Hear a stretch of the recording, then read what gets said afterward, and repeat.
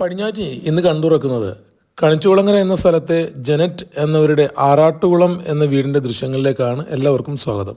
സ്വപ്നത്തിലെന്നോണം പച്ച നിറഞ്ഞ ഒരു തൊടിയിലാണ് കെട്ടിടമുള്ളത്. വടക്കേ തിരുവിതാംകൂറിൻ്റെ തനത് ശൈലിയിൽ കിഴക്ക് ദർശനമാണിത്. ഉയരം തീരെയില്ലാത്ത വരാന്തയും അരപ്ലേസും അതിൻ്റെ അനുബന്ധമായ അലങ്കാരങ്ങളും കൊണ്ട് കേരളീയ വാസ്തുകലയുടെ സ്വതസിദ്ധമായ ഭംഗിയാണ് വീടിൻ്റെ പ്രധാന പ്രത്യേകത. മൊത്തത്തിൽ സമാധാനം കിട്ടുന്ന ഒരു അന്തരീക്ഷമാണ്. വീടിൻ്റെ ചുറ്റിനുമായി പഴവർഗ്ഗങ്ങൾ വിളഞ്ഞു നിൽക്കുന്ന ഒരു ചെറിയ തോട്ടമുണ്ട്. ആൻഡ്രൂ എന്നാണ് ജനറ്റിൻ്റെ അപ്പച്ചൻ്റെ പേര്. അദ്ദേഹമാണ് ഫലവൃക്ഷങ്ങളെല്ലാം നട്ടു വളർത്തുന്നത്. മുറ്റത്തിൻ്റെ ഒരു പ്രത്യേക ഭാഗം മാത്രം ബഫല്ലോ ഗ്രാസ് എന്ന പേരായ പുല്ല് നട്ടുപിടിപ്പിച്ചിട്ടുണ്ട്. വീടിൻ്റെ തെക്കേ മുറ്റത്ത് നിന്ന് വീട് ഇങ്ങനെയാണ് കാണാറാവുക. വീടിൻ്റെ ചുറ്റോടു ചുറ്റിനും വരാന്തയ്ക്ക് സമാനമായി നടപ്പാത നിർമ്മിച്ചിരിക്കുന്നു. മുന്നിലേക്ക് തള്ളി നിൽക്കുന്ന ലഘുവായ മുഖപ്പോടു കൂടിയ രണ്ട് ഉമ്മറങ്ങളാണ് വീടിൻ്റെ ഏറ്റവും പ്രധാനപ്പെട്ട ആകർഷണം. പ്രധാന റോഡിൽ നിന്നും വീടിൻ്റെ വരാന്തയോളം എത്തുന്ന കൽപ്പാത ക്രമീകരിച്ചിട്ടുണ്ട്. പഴമയെ അത്രമേൽ ഇഷ്ടപ്പെടുന്ന യുവതലമുറയിലെ ഒരു കണ്ണിയാണ് ജനറ്റ്. ആ നന്മ ഒന്നുകൊണ്ട് മാത്രമാണ് നമുക്കിങ്ങനെയുള്ള വീടുകൾ കാണാൻ കഴിയുന്നത്. പഴയകാല വീടുകളുടെ മാതൃകകളിൽ വീടിൻ്റെ എല്ലാ വശങ്ങളിൽ നിന്നും പ്രത്യേക ഭംഗിയും ദൃശ്യചാരുതയും ഉണ്ടാകും. ഇവിടെ ഏറ്റവും കൂടുതൽ ഹൃദ്യമായ കാഴ്ച നമുക്ക് ലഭിക്കുന്നത് മുന്നിൽ നിന്ന് തന്നെയാണ്. പൊക്കം കുറഞ്ഞ മുഖാരങ്ങൾ രണ്ടെണ്ണം ഡ്രസ്സിൽ പണിയെടുപ്പിച്ച് പഴയ ഓട് പാകിയിരിക്കുകയാണ്. വളരെ ബജറ്റ് ഫ്രണ്ട്ലി ആയി മാർക്കറ്റിൽ വാങ്ങാൻ കിട്ടുന്ന ഒരു പ്രത്യേകതരം അകംപൊള്ളയായ സിമൻറ്റ് തൂണുകളാണ് മോന്തായത്തെ ഇങ്ങനെ താങ്ങി നിർത്തുന്നത്. ഫെറോസിമെൻറ്റ് തൂണുകളിലെ അകംപൊള്ളയായ ഭാഗത്ത് കോൺക്രീറ്റ് നിറച്ച് ദൃഢപ്പെടുത്തിയിരിക്കുകയാണ്. പ്ലാവ്, മാവ്, അമ്പഴം മുതലായ വൃക്ഷങ്ങൾ ചുറ്റുമുള്ളതിനാൽ വീടും പരിസരവും നല്ല കുളിരിലാണ്. ഉടനെ തന്നെ മഴ പെയ്യാനിടയുള്ളതിനാൽ മഴയ്ക്ക് തൊട്ടു മുമ്പുള്ള ഗംഭീരമായ ആംബിയൻസിലാണ് ഈ വീഡിയോ എടുക്കുന്നത്. ഉമ്മറത്തിന് വെളിയിൽ നിന്നും ആളുകൾക്ക് ആയാസമില്ലാതെ ഒന്ന് ഉയർന്നാൽ കയറിയിരിക്കാൻ പാകത്തിനാണ് അരപ്ലേസ് നിർമ്മിച്ചിരിക്കുന്നത്. കറുത്ത ഗ്രാനൈറ്റിൻ്റെ പാളികൾ പതിപ്പിച്ച് ഈ ഭാഗം വൃത്തിയാക്കിയിട്ടുമുണ്ട്. പൂത്തു തുടങ്ങിയ ഒരു കടലാസ് ചെടിയും അലങ്കാരത്തിനായി ഇവിടെ വെച്ചിട്ടുണ്ട്. കാറ്റുകൊള്ളാനും ആളുകൾക്ക് വർത്തമാനം പറഞ്ഞിരിക്കാനും ഒക്കെ പറ്റിയ സ്ഥലമാണ് ഇവിടം. ഈ വരാന്തയും അരപ്ലേസും ഒക്കെ നമുക്ക് പോയ കാലത്തിൻ്റെ ഓർമ്മകളാണ് നൽകുന്നത്. ഒരു മഴ പെയ്യാനുള്ള പ്ലാനുണ്ടെങ്കിലും വേനലിൻ്റെ മൂർധന്യമാണിപ്പോഴും. എങ്കിലും പുല്ലുകൾക്കും ചെടികൾക്കുമെല്ലാം നല്ല പ്രസരിപ്പാണ്.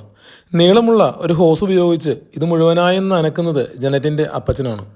മുൻപ് ഇവിടെ ഇരുമുറികളുള്ള ഒരു പഴയ വീടുണ്ടായിരുന്നു.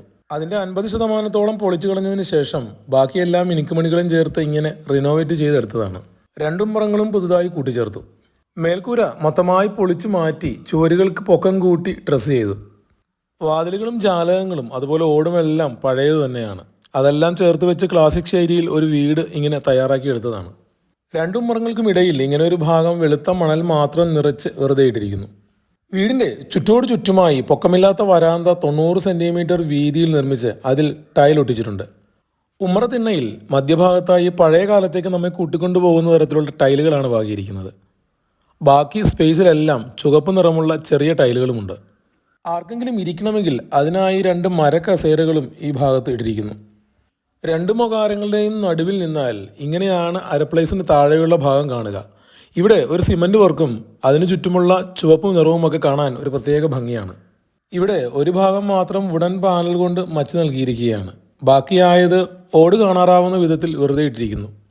പഴയകാലത്തെ 4 പാളികളുള്ള ഒരു വാതിലാണ് ഇവിടെ കൊടുത്തിരിക്കുന്നത്.